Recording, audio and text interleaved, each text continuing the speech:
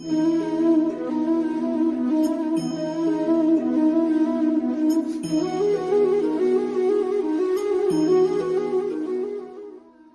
श्री कुंज बिहारी की, जय श्री राधा प्यारी की। हरे कृष्णा कृष्णा कृष्णा हरे हरे, हरे रामा राम राम हरे हरे। भगवत रसिक चैनल में आप सभी का स्वागत है। हरे के प्यारे भक्तों, आज हम श्री कृष्ण के बारे में कुछ बातें जानेंगे। वो हमेशा एक पैर मोड़कर खड़े क्यों होते हैं, और वो अपने मुकुट पर मोर पंख क्यों लगाते हैं, और भगवान श्री कृष्ण के पैरों में ऐसे 10 चिन्ह हैं जिन पर शायद ही आपने कभी ध्यान दिया होगा। तो आज इस वीडियो में हम ये सब बातें जानेंगे। मगर उससे पहले अगर आपने अभी तक इस चैनल को सब्सक्राइब नहीं किया है तो जल्दी से इस चैनल को सब्सक्राइब करें, ताकि नई वीडियो अपलोड होते ही आपके पास उसकी नोटिफिकेशन आ जाए और आप सबसे पहले उस वीडियो को देख सको। तो चलिए पहले जानते हैं कि श्री कृष्ण अपने एक पैर को मोड़कर खड़े क्यों होते हैं। भगवान श्री कृष्ण को बांके बिहारी के नाम से जाना जाता है। बन ठन कर रहने वाले व्यक्ति को बांका कहा जाता है, अर्थात बांका जो भी होगा वो सजीला भी होगा। कोई भी व्यक्ति या तो पैदाइशी सुंदर होता है या बनाव श्रृंगार से सजीला बनता है। जब सजीले सलोनेपन की बात आती है तो श्री कृष्ण की छवि ही मन में उभरती है। श्री कृष्ण हर मुद्रा में बांके बिहारी नहीं कहे जाते, बल्कि होठों पर बांसुरी लगाए, कदम के वृक्ष से कमर टिकाए, एक पैर में दूसरे को फंसाए हुए, तीन कोण पर झुकी हुई मुद्रा में ही उन्हें बांके बिहारी कहा जाता है। भगवान 3 जगह से टेढ़े हैं, होठ, कमर और पैर, इसलिए उन्हें त्रिभंगी भी कहा जाता है। इसलिए कृष्ण जी को बांके बिहारी भी बोलते हैं। गोपालक गायों को दूर दूर चराने ले जाते थे और उन्हें भाग भाग कर नियंत्रित करना होता था। पूरे दिन में थकान हो जाती थी। इस मुद्रा में एक पैर को आराम मिल जाता था और दोनों पैरों को बारी बारी से आराम मिल जाता था। बाद में ये मुद्रा उनका स्टाइल बन गई। तो चलिए अब जानते हैं कि भगवान श्री कृष्ण अपने मुकुट के ऊपर मोरपंख क्यों लगाते हैं। ऐसी कथा है कि जब विष्णु ने राम के रूप में अवतार लिया और राम, सीता और लक्ष्मण 14 वर्ष के लिए वन भटक रहे थे, सीता को रावण हर कर ले गया था। तब राम और लक्ष्मण सीता को खोजते हुए वन भटक रहे थे और प्राणियों से सीता का पता पूछ रहे थे कि क्या उन्होंने सीता को कहीं देखा है। तब एक मोर ने कहा कि प्रभु, मैं आपको रास्ता बता सकता हूँ कि रावण सीता माता को किस ओर ले गया है, पर मैं आकाश मार्ग से जाऊंगा और आप पैदल, तो रास्ता भटक सकते हैं। इसलिए मैं अपना एक एक पंख गिराता हुआ जाऊंगा, जिससे आप रास्ता ना भटके।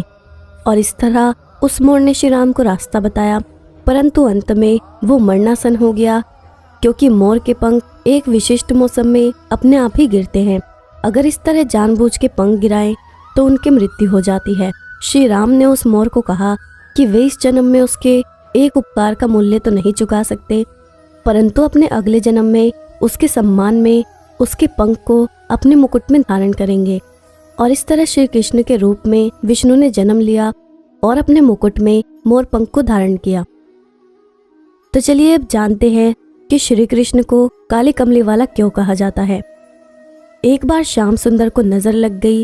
अब मैया बहुत परेशान कि नजर कैसे दूर हो। बहुत उपाय किए पर लाला की नजर ना उतरी।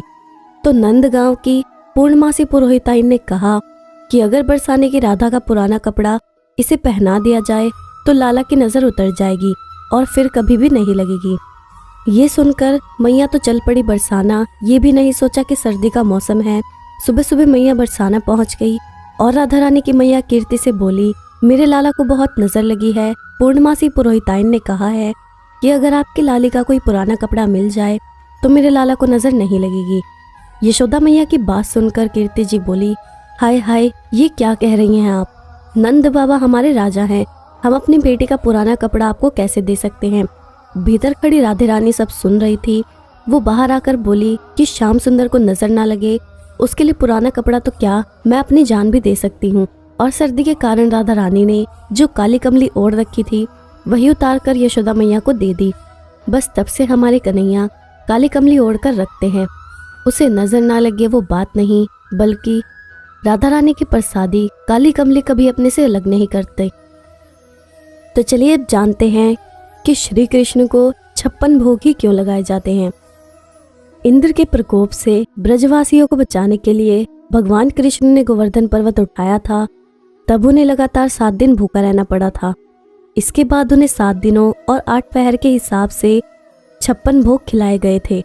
माना जाता है कि तभी से ये 56 भोग परंपरा की शुरुआत हुई थी। गोलोक में श्री कृष्ण और राधा एक दिव्य कमल पर विराजते हैं। उस कमल की 3 परतों में 56 पंखुड़ियां होती हैं। प्रत्येक पंखुड़ी पर एक प्रमुख सखी और बीच में भगवान विराजते हैं, इसलिए 56 भोग लगाया जाता है।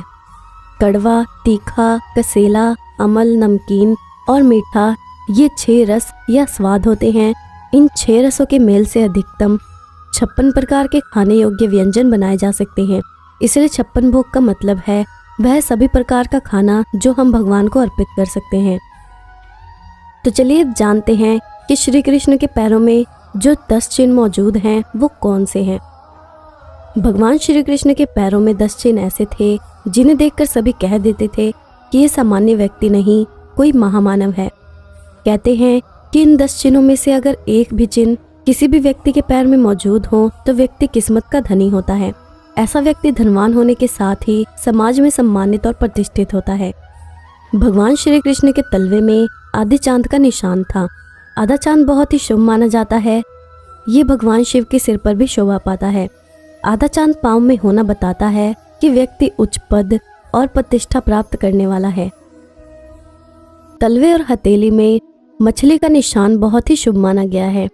मछली भगवान विष्णु का ही एक अवतार है और ये समृद्धि का प्रतीक माना जाता है। इसलिए शुभ काम से घर से निकलते समय मछली का दिखना अच्छा शगुन माना जाता है।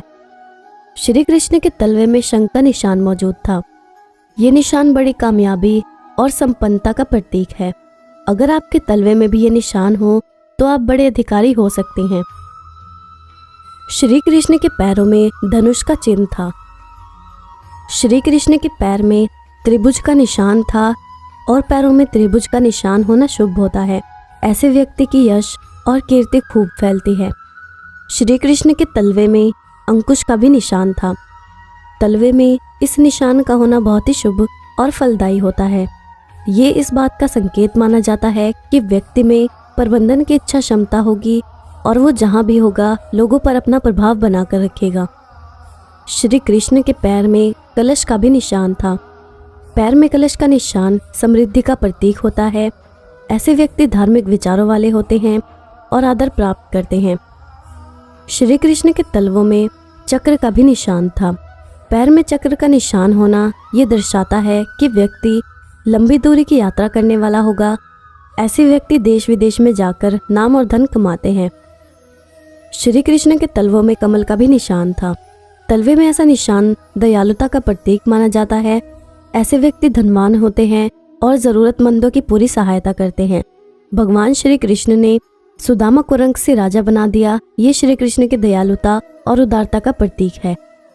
आखिरी निशान जो श्री कृष्ण के तलवों में था वो था स्वास्तिक का। पैर में स्वास्तिक का निशान धनवान होने का प्रतीक माना जाता है। तो ये थे वो 10 चिन्ह जो श्री कृष्ण के पैरों में मौजूद थे। अब मैं आपको श्री राम के एक भक्त की कथा सुनाती हूँ। एक गरीब बालक था जो कि अनाथ था। एक दिन वो बालक एक संत के आश्रम में आया और बोला कि बाबा, आप सबका ध्यान रखते हैं, मेरा इस दुनिया में कोई नहीं है, तो क्या मैं यहाँ आपके आश्रम में रह सकता हूँ? बालक की बात सुनकर संत बोला, बेटा तेरा नाम क्या है? उस बालक ने कहा कि मेरा कोई नाम नहीं है। तब संत ने उस बालक का नाम रामदास रखा और बोले कि अब तुम यहीं आश्रम में रहना। रामदास वहीं रहने लगा और आश्रम के सारे काम भी करने लगा। उन संत की आयु 80 वर्ष की हो चुकी थी। एक दिन वो अपने शिष्यों से बोले कि मुझे तीर्थ यात्रा पर जाना है, तुम में से कौन कौन मेरे साथ चलेगा और कौन कौन आश्रम में रुकेगा? संत की बात सुनकर सारे शिष्य बोले कि हम आपके साथ चलेंगे, क्योंकि उनको पता था कि यहाँ आश्रम में रुकेंगे तो सारा काम करना पड़ेगा। इसलिए सभी बोले कि हम तो आपके साथ तीर्थ यात्रा पर चलेंगे। अब संत सोच में पड़ गए कि किसे साथ ले जाएं और किसे नहीं, क्योंकि आश्रम पर किसी का रुकना भी जरूरी था। बालक रामदास संत के पास आया और बोला, बाबा अगर आपको ठीक लगे तो मैं यही आश्रम पर रुक जाता हूँ। संत ने कहा, ठीक है, पर तुझे काम करना पड़ेगा। आश्रम की साफ सफाई में भले ही कमी रह जाए, पर ठाकुर जी की सेवा में कोई कमी मत रखना। रामदास ने कहा कि बाबा मुझे तो ठाकुर जी की सेवा नहीं करनी आती, आप बता दीजिए कि ठाकुर जी की सेवा कैसे करनी है, फिर मैं कर दूंगा। संत ने बालक रामदास को ठाकुर जी की सेवा कैसे करनी है सब सिखा दिया। रामदास ने गुरु जी से कहा कि बाबा, मेरा इनसे रिश्ता क्या होगा ये भी बता दो, क्योंकि अगर रिश्ता पता चल जाए तो सेवा करने में आनंद आएगा। उन संत ने बालक रामदास से कहा कि तू कहता था ना कि मेरा कोई नहीं है, तो आज से ये राम जी और सीता जी तेरे माता पिता हैं। रामदास ने साथ में खड़े लक्ष्मण जी को देखकर कहा, अच्छा बाबा, और ये जो पास में खड़े हैं वो कौन हैं? संत ने कहा, ये तेरे चाचा जी हैं। और हनुमान जी के लिए कहा कि ये तेरे बड़े भैया हैं। रामदास समझ गया और फिर उनकी सेवा करने लगा। संत शिष्यों के साथ यात्रा पर चले गए। आज सेवा का पहला दिन था। रामदास ने सुबह उठकर स्नान किया, आश्रम की साफ सफाई की और भिक्षा मांग कर लाया और फिर भोजन तैयार किया। फिर भगवान को भोग लगाने के लिए मंदिर में आया। रामदास ने श्री राम, सीता, लक्ष्मण और हनुमान जी के आगे एक एक थाली रख दी और बोला, अब पहले आप खाओ फिर मैं भी खाऊंगा। रामदास को लगा कि सच में भगवान बैठकर खाएंगे, पर बहुत देर हो गई। रोटी तो वैसे की वैसी ही थी। तब बालक रामदास ने सोचा कि नया नया रिश्ता बना है तो शायद शर्मा रहे होंगे। रामदास ने पर्दा लगा दिया। बाद में खोलकर देखा तब भी खाना वैसा का वैसा ही पड़ा था। अब तो रामदास रोने लगा कि मुझसे सेवा में कोई गलती हो गई होगी, इसलिए खाना नहीं खा रहे हैं, और ये नहीं खाएंगे तो मैं भी नहीं खाऊंगा और मैं भूख से मर जाऊंगा, इसलिए मैं तो अब पहाड़ से कूदकर ही मर जाऊंगा। रामदास मरने के लिए निकल जाता है। तब भगवान राम जी हनुमान जी को कहते हैं कि हनुमान जाओ उस बालक को लेकर आओ और बालक से कहो कि हम खाना खाने के लिए तैयार हैं। हनुमान जी जाते हैं और रामदास कूदने ही वाला होता है कि हनुमान जी पीछे से पकड़ लेते हैं और बोलते हैं कि तुम ये क्या कर रहे हो? रामदास कहता है कि आप कौन हैं? हनुमान जी कहते हैं कि मैं तेरा भैया हूँ। इतनी जल्दी भूल गया मुझे? रामदास कहता है कि अब क्यों आए हो? इतनी देर से वहाँ बोल रहा था कि खाना खा लो, तब तो आए नहीं, अब क्यों मेरे सामने आ गए हो? तब हनुमान जी बोले, पिताश्री का आदेश है, अब हम सब साथ बैठकर खाना खाएंगे। फिर राम जी, सीता जी, लक्ष्मण जी और हनुमान जी साक्षात बैठकर भोजन करते हैं। इसी तरह रामदास रोज उनकी सेवा करता है और भोजन करता है। सेवा करते 15 दिन हो गए। एक दिन रामदास ने सोचा कि घर में 4 लोग हैं, सारा काम मैं ही अकेला करता हूँ, बाकी लोग तो दिन भर घर में आराम करते हैं। मेरी माँ, बाप, चाचा, भाई, वो सब तो कोई काम ही नहीं करते, सारे दिन खाते रहते हैं। मैं ऐसा नहीं चलने दूंगा। रामदास मंदिर जाता है और कहता है, पिताजी कुछ बात करनी है। राम जी कहते हैं, बोल बेटा, क्या बात है? रामदास कहता है कि घर में मैं सबसे छोटा हूँ और मैं ही सब काम करता हूँ। अब से मैं अकेले काम नहीं करूँगा, आप सबको भी काम करना पड़ेगा। आप तो बस सारा दिन खाते रहते हो और मैं काम करता रहता हूँ, अब से ऐसा नहीं चलेगा। राम जी कहते हैं, तो फिर बताओ बेटा, हमें क्या काम करना है? रामदास ने कहा, माता जी अब से रसोई आपके हवाले और चाचा जी आप घर की साफ सफाई करेंगे। भैया जी शरीर से मजबूत है, इसलिए जंगल से लकड़ियाँ काट कर लाएंगे। पिताजी आप बाजार से राशन लाइए और घर पर बैठकर पत्तल बनाओगे। सबने कहा, ठीक है, मैंने बहुत दिन अकेले सब काम किया, अब मैं आराम करूँगा। अब सभी साथ मिलकर काम करते हुए एक परिवार की तरह सब साथ रहने लगे। एक दिन वो संत तीर्थ यात्रा से लौटे तो देखा आश्रम तो शीशे जैसा चमक रहा है। वो बहुत ही प्रसन्न हुए, मंदिर में गए और देखा कि मंदिर से प्रतिमाएं गायब है। संत ने सोचा कि कहीं रामदास ने प्रतिमा बेच तो नहीं दी। संत ने रामदास को बुलाया और पूछा, भगवान कहाँ गए? रामदास भी अकड़ कर बोला कि मुझे क्या पता, हनुमान भैया जंगल से लकड़ी लाने गए होंगे, लखन चाचा झाड़ू पोछा लगा रहे होंगे, पिताजी राम पत्तल बना रहे होंगे, माता सीता रसोई में काम कर रही होगी। संत बोले, ये तुम क्या बोल रहे हो? रामदास ने कहा, बाबा मैं सच बोल रहा हूँ, जब से आप गए हैं ये चारों काम में लगे हुए हैं। वो संत भागकर रसोई में गए और सिर्फ एक झलक देखी कि सीता जी भोजन बना रही हैं, राम जी पत्तल बना रहे हैं, और फिर वो गायब हो गए और मंदिर में विराजमान हो गए। संत रामदास के पास गए और बोले, आज तुमने मुझे मेरे ठाकुर के दर्शन कराए, तू धन्य है। और संत ने रो रो कर रामदास के पैर पकड़ लिए। रामदास जैसे भोले निश्चल भक्तों की भक्ति से विवश होकर भगवान को भी साधारण मनुष्य की तरह जीवन व्यतीत करने आना पड़ा।